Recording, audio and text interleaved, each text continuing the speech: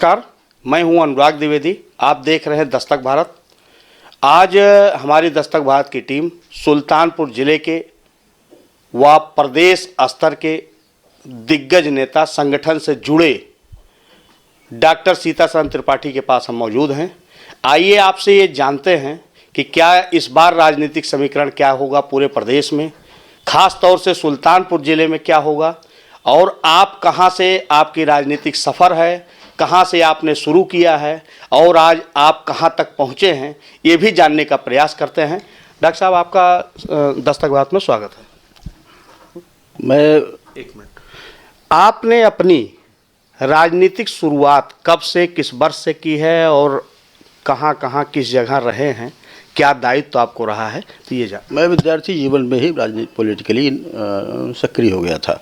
मैं वहाँ पे विद्यार्थी परिषद रहता है काम करता था और मैं अपने मेडिकल कॉलेज जहाँ पढ़ता था वहाँ मैंने अध्यक्ष चुनाव 1978 में लड़ा और हम अच्छे मंत्रों से हमको विजय मिली थी। कार्यकर्ताओं ने भी वहाँ में साथ दिया था और वैचारिक रूप से तो मैं संघ के कार्यकर्ता के नाते और भाजपा के नाते आज तक जुड़ा हुआ हूँ। वहाँ से आने के बाद जब जयसिंहपुर को मैंने अपना कर्म क्षेत्र बनाया था, पहला चुनाव 1985 का मैं भारतीय जनता पार्टी की टिकट पड़ा। इंदिरा जी की हत्या हुई थी, वातावरण एकदम बिल्कुल पूरी तरह से कांग्रेस के पक्ष में था, फिर भी कार्यकर्ताओं ने पूरी ताकत के साथ में चुनाव लड़ाया। उसके बाद मैं भारतीय जनता मोर्चे का जिला अध्यक्ष बना। जिला अध्यक्ष नाते जो संभव था उस जिले को संगठन में युवाओं को खड़ा करने का काम किया। मैं जिले का महामंत्री हुआ, मैं जिले का अध्यक्ष हुआ, मैं प्रदेश कार्य समिति में हुआ। अनेक जिलों में जैसे कौशाम्बी है, वहाँ जौनपुर जैसे जिलों में मैं जिला प्रभारी के नाते मैंने काम किया। अभी पिछला चुनाव मैंने मिर्ज़ापुर लोकसभा में नुप्रिया पटेल को लाया और वर्तमान समय में जिला कार्य समिति का सदस्य हूँ और विशेष रूप से कादीपुर विधानसभा देख रहा हूँ। आपको जो कहा जाता है कि कभी पार्टी में इससे जिनका लगाव रहता है या सक्रिय रहते हैं उनको पार्टी हाईकमान भी तवज्जो देती है, ऐसे में खनिज मंत्रालय में भी आपको कोई दावेदारी मिली है, क्या है? मैं खनिज मंत्रालय में स्वतंत्र निदेशक के नाते मेरी नियुक्ति हुई है। भारत सरकार की इस मंत्रालय में, खनिज मंत्रालय में एक तरह से उन कार्यकर्ताओं को जिनको पार्टी समझती है इनका हक बनता है, इनको वहाँ भेजाना चाहिए, तो खनिज मंत्रालय में स्वतंत्र निदेशक नाते मेरी नियुक्ति हुई है। मैं वहाँ काम कर रहा हूँ।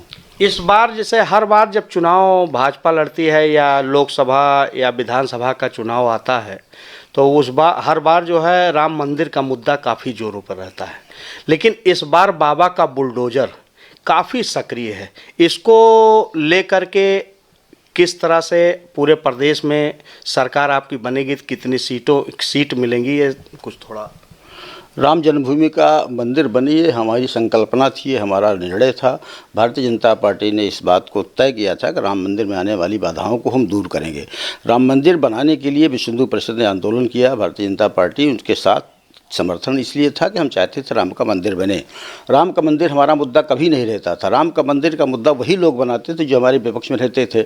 हमसे पूछते थे मंदिर कब बनाएंगे, तारीख नहीं बताएंगे, ये सारी चीज़ें वही पैदा करते थे। हर जगह राम मंदिर को लाकर खड़ा करने का काम करते थे। हम राम मंदिर को मुद्दा नहीं मानते थे, हम उसको आस्था का विषय मानते थे और आस्था के विषय को लेकर के हम राम मंदिर के लिए संघर्ष करने वाले लोगों का समर्थन कर रहे थे।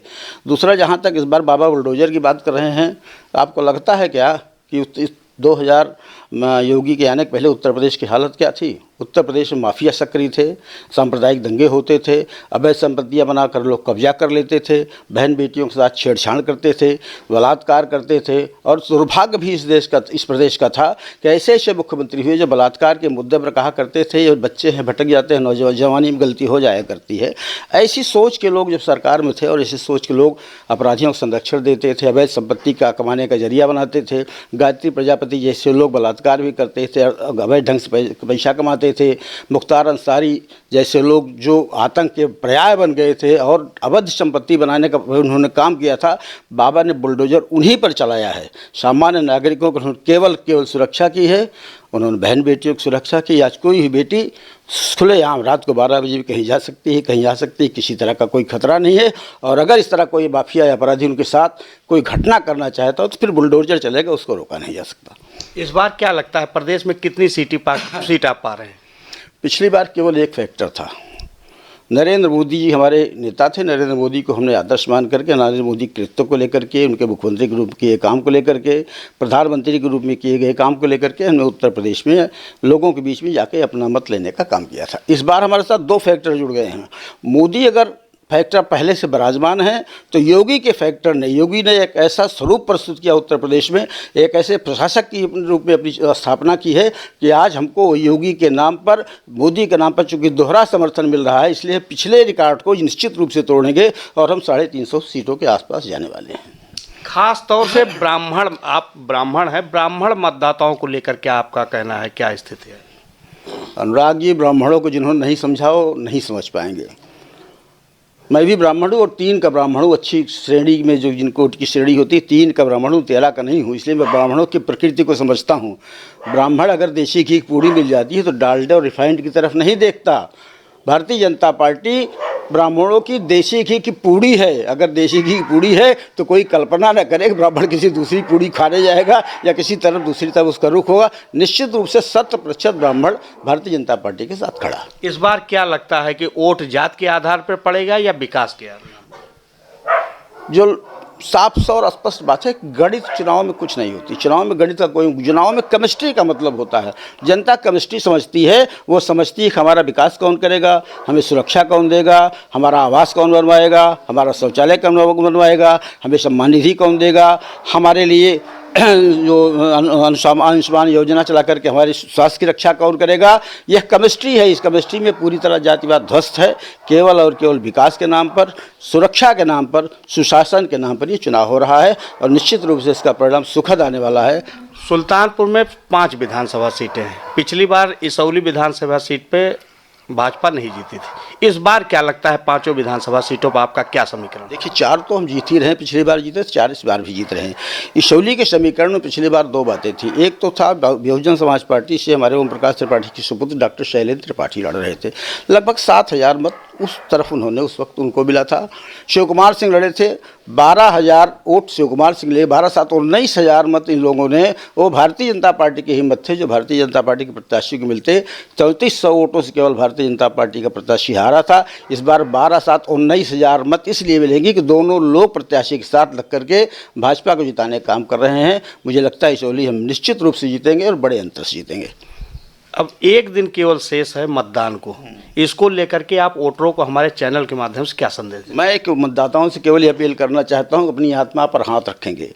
क्या विचार करेंगे, कभी कल्पना उन्होंने की थी उनको शौचालय मिलेंगे, इज्जत घर मिलेगा, कोई बहन बेटी हमारी सड़क पर जाने को विवश नहीं होगी?